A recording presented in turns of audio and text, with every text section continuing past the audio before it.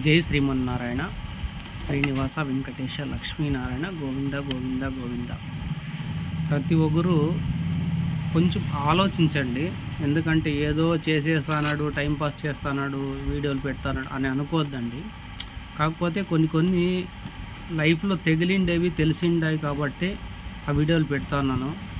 కొంతమందికి కొన్ని అర్థమవుతాయి, కొంతమందికి అర్థం కావు. ఆ సబ్జెక్ట్ వాళ్ళకు వచ్చినప్పుడు మాత్రం ఖచ్చితంగా చెప్పిండేది కరెక్ట్ అని ఎప్పుడు అంటారంటే ఆ సబ్జెక్ట్ నా వరకు రావాల.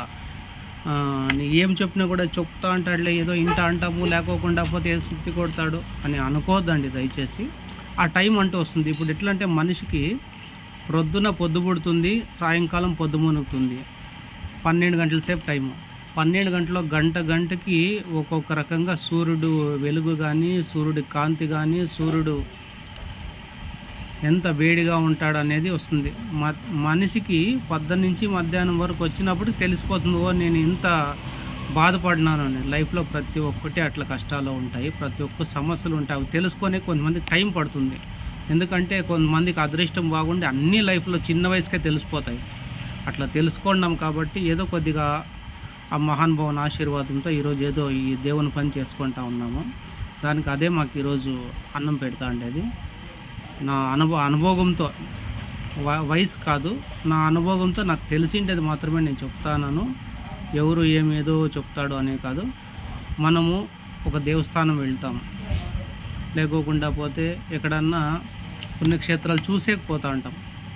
పోయినప్పుడు మనం ఏం చేస్తామంటే అయ్యా ధర్మము, స్వామి ధర్మము అని అడుగుతారు. వాళ్ళు అడుగుతారంటే ఎప్పుడు అడుగుతారు, మీరు ఎప్పుడు ఇచ్చేస్తారు, వీళ్ళతో యాటికి పోయినా ఇట్లే అని బేజారు చేసుకునేది. తర్వాత వచ్చేసి నువ్వు ఇచ్చేసేయి, నీ దగ్గర చిల్లర ఉందేమో అని ఇంకోరు తెప్పించుకునేది, వాళ్ళకి ఇచ్చేది. ఇచ్చేయొద్దండి. ఎందుకంటే నీ సంపాదనతో, నీ కష్టంతో ఉండే సంపాదనతో నువ్వు ఇస్తేనే నీకు ఫలితం. అర్థమైందా? ఫ్రెండ్తో ఇప్పించుకొని, బంధువులతో ఇప్పించుకొని వాళ్ళకి దానం చేస్తే నీకు ప్రయోజనం లేదు. ఆ దానము ఆ పుణ్యం వాళ్ళకు వస్తుంది. నీ కర్మ తెగల్లా, నీకు మంచి కావాలా. ఇప్పుడు మీ ఇంటికి ఏదన్నా కార్యం జరిగి ఒక దాసప్పు వచ్చింటాడు. దాసప్పు వచ్చినప్పుడు నామాలు పెట్టించుకుంటారు. ఏం చేస్తారంటే కొంతమంది ఇగో చిల్లారు ఉంది దాసాప్కి, అందరూ ఇది ఇచ్చేసేయండి అంటారు. ఇచ్చేసేయండి, ఇచ్చినోళ్ళకి వస్తుంది. అది మీ కర్మ తెగదు. మీ కర్మ తెగాలంటే నేనేం చెప్తానంటే ఎవరు నామాలు పెట్టించుకుంటారో వాళ్ళకి చేత అయినంత. ఒకరి దగ్గర రూపాయి ఉంటుంది, ఒకరి దగ్గర 10 రూపాయలు ఉంటుంది, ఒకరి దగ్గర 100 రూపాయలు ఉంటుంది. వాళ్ళ స్థాయి కొద్ది వాళ్ళు ఉంటుంది. కాకపోతే నీ జోబులో నుంచి, నీ పర్సులో నుంచి నీ సొమ్ముని దానం చెయ్యి, అది నీకు ప్రయోజనం ఉంటుంది. వాళ్ళతో వీళ్ళతో ఇప్పించుకొని వేసేది. ఇప్పుడు ఏం చేస్తారంటే కొన్ని చోట్ల గుడికి పోతేనే అందరికీ ఇదో పట్టండి, దీంట్లో చిల్లర ఉంది అందరూ వేసేసేయండి, అది ప్రయోజనం లేదు.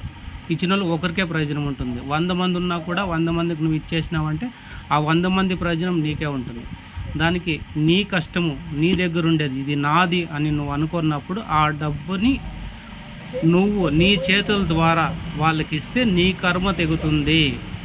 ఒక దాసప్పుకి కానీ, ఒక స్వామికి కానీ, లేదంటే గుడి దగ్గర ఎవరైనా కూర్చోండే వాళ్ళు కానీ, ఎవరికన్నా కానీ, ఏమిటికన్నా కానీ అది మీ చేతి నుంచి వస్తే మీకు మంచిదవుతుంది. దీంట్లో వాస్తవం ఇది. ఇట్లా నేను చెప్పే విషయాలన్నీ కొంచెం ఆలోచించేసి అనుభవంతో కొన్ని తెలుసుకొని మాట్లాడతాను, చెప్తాను. ఏదో ఒకటి చెప్తానని అనుకోవద్దండి దయచేసి. ప్రతి సబ్జెక్టు వాళ్ళకి సమయం వచ్చినప్పుడు మాత్రమే అర్థమవుతుంది. మాట్లాడినాడు చెప్పేసినాడు అని మాత్రం అనుకోవద్దండి. సమయం వచ్చినప్పుడు అర్థమవుతుందో అప్పుడు చెప్పిండేది కరెక్ట్ అని. ఆ టైం రావాలంటే సాయంకాలం 6 గంటలు అయితేనే అర్థమవుతుంది మనిషికి. అంటే మొబ్బు అవుతుంది. అన్నీ లైఫ్ అంతా అయిపోయాక తెలుసుకుంటాం చూడు, అప్పుడు తెలుసుకొని ప్రయోజనం లేదు. మొబ్బు అయినాక తెలుసుకొని ఏం చేస్తావు? అదే అంటారు కదా పెద్దోళ్ళు, పొద్దున్నట్లే ఈ ఇల్లు దీపం ఉన్నట్లే ఇంట్లో ఇల్లు సర్దుకోవాలని. దీపం మారిపోయినాక ఏం చేస్తావు? నువ్వేం సర్దుకోలేవు. అప్పుడు నీ టైం అయిపోతుంది.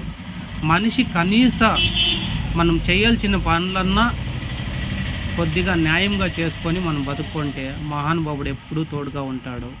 కనీసం మనకు జరిగే చెడులన్నా కొన్ని అట్లా తొలుగుతాయి. అదొకటి ఆలోచన చేయండి. ఎవరి కర్మ వాళ్ళు తెంచుకోండి, ఎవరి పుణ్యం వాళ్ళు సంపాదించుకోండి, ఎవరు పూజించుకునే వాళ్ళు పూజించుకోండి. మా అమ్మ పూజ చేస్తాందిలే నాకేములే, మా నాన్న పూజ చేస్తున్నాడు నాకేములే, మా అన్న పూజ చేస్తా, అది రాదు. కాకపోతే భార్య చేస్తే భర్తకు మంచిది అవుతుంది. భర్త పూజ చేస్తే భార్యకు మంచిది. ఎందుకంటే వాళ్ళు అర్ధ శరీరం ఇద్దరిది. ప్రతి దాంట్లోనూ వాళ్ళిద్దరికి సగం సగం పంచినాడు దేవుడు. దానికే భార్యాభర్తలు అయిండేది. ఒక భార్యాభర్తలు తప్ప మిగిలిన వాళ్ళు ఎవ్వరు కూడా ఒకరిది ఒకరికి వస్తుంది అనేది ఎప్పుడూ రాదు. అది మాత్రం వాస్తవం. అది మాత్రం వినండి. కాకుండా పోతే ఇంకొక విషయం, ఇప్పుడు మన నాన్న సంపాదించినాడు, మనకి ఆస్తి, భూములు, ఆస్తులు, ఇండ్లు, డబ్బులు ఇచ్చినాడు. అది నువ్వు తీసుకున్నావు, దాంట్లో నువ్వు బాగా ఎంజాయ్గా ఉన్నావు. రేపది నువ్వు నీ పిల్లలకి ఏమిస్తావు? అది నిలబెట్టుకోగలుగుతావా? అవుతుందా? ఒకవేళ నువ్వు నిలబెట్టుకొని వాళ్ళకి ఇస్తే వాళ్ళు నిలబెట్టుకుంటారా? అది కాదు. ప్రతి మనిషికి కష్టం అనేది తెలుసుకోవాలా కంపల్సరీగా. ప్రతి ఒక్క మనిషి కష్టం విలువ తెలుసుకోవాలా. అది తెలిస్తేనే వాళ్ళకి. నువ్వు రూపాయి సంపాదించి నువ్వు కొత్త బట్టలు వేసుకో, నువ్వు ₹1 సంపాదించి నువ్వు మంచి భోజనం చేయి, నువ్వు రూపాయి సంపాదించి నువ్వు ఏదన్నా మంచి పని చేయి, నువ్వు ₹1 సంపాదించి ఏందన్నా ఏంటికన్నా ఉపయోగించుకో. అది నువ్వు సంపాదిస్తేనే దాని విలువ. మా నాయనోళ్ళు ఇచ్చినారు, మా తాతోళ్ళు ఇచ్చినారు, ఏం చేస్తాము? అది అదృష్టం ఉండదు. మాకు అదృష్టం లేదు. అది ఇచ్చినారు మా తాతోళ్ళు, మా వాళ్ళు, వెళ్ళిపోయింది. ఈరోజు జీరో. ఏం చేస్తాను? ఇప్పుడు జీరో నుంచి ఇప్పుడు కనీసం భోంచేస్తాను. జీరో నుంచి స్టార్ట్ అయ్యిండే వాళ్ళు ఈ పొద్దు భోంచేస్తాను. దానికి ఏమంటే సబ్జెక్ట్ ఏమంటే ఆ మహానుభావుని సేవ తీసుకున్నప్పటి నుంచి ఈరోజు మాకేదో జరుగుతుంది. అంతో ఇంతో భోజనానికన్నా జరుగుతుంది. కష్టాలు ఉన్నాయి, చాలా ఉన్నాయి నాకు కష్టాలు. అవి చెప్పుకునే కయ్యలేదు. అవన్నీ లోపలే ఉండాల. ఏమంటారంటే అడుక్కుంటే దేహి అన్నాడు అంటారు.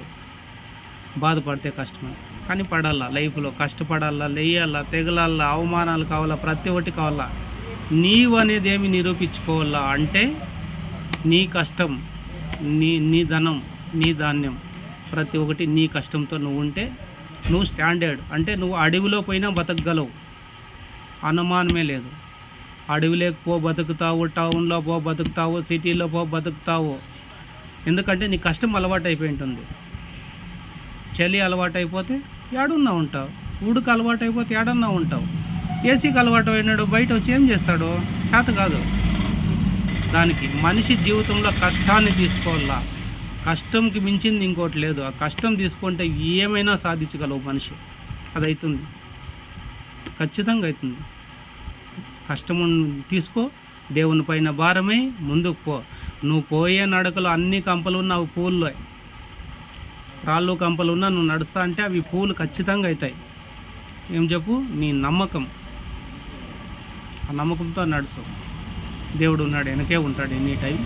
కానీ దేవుని పూజించేది వదలొద్దు, మన సాంప్రదాయాలు వదలొద్దు. ప్రతి ఒక్కటి మంచి చేసుకోండి, చెడ్డ అనే రూట్లకు పోవద్దండి. మీరు ఇది చూసిన వాళ్ళు మీలో మార్పు వచ్చి, మీ పిల్లల్లో మార్పు వచ్చి, మీ అక్క చెల్లెండ్లు, అన్నదమ్ముళ్ళు ప్రతి ఒక్కరిలో మార్పు వచ్చి ఏదో మంచి జరిగితే ఆ మహానుభావుని ఆశీర్వాదం ఉంటే, ఎప్పుడో ఒకప్పుడు ఏదో నాగరాజు అనే దాసప్ప ఈరోజు చెప్పినాడు మాకు ఇట్లా జరిగింది అనే మాట ఒకటి గుర్తుపెట్టుకుంటే చాలు. నాకేం మీరు ఇచ్చేది వద్దు, నేనేం తీసుకునేది వద్దు. మీ అభిమానం అవంతా. అంత మహానుభావుడు అందరినీ చల్లగా కాపాడతాడు. జై శ్రీమన్నారాయణ.